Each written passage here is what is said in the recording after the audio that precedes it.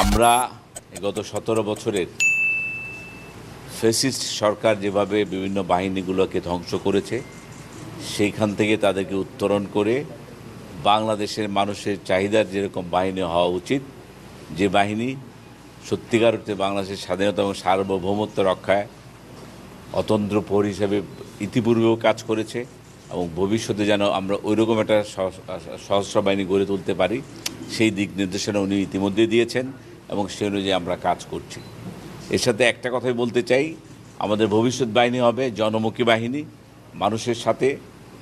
সাধারণ মানুষের সাথে সংশ্লিষ্টতা রেখেই এই বাহিনী তাদের যে হৃত হারানো গৌরব সেটাকে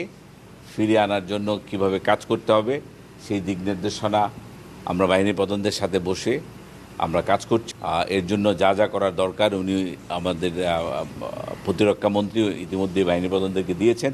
এবং সবাই সম্মিলিতভাবে এবার কাজ শুরু করেছে। ইনশাল্লাহ আপনারা খুব শীঘ্রই আমাদের এই পরিবর্তন আপনারা দেখতে পাবেন।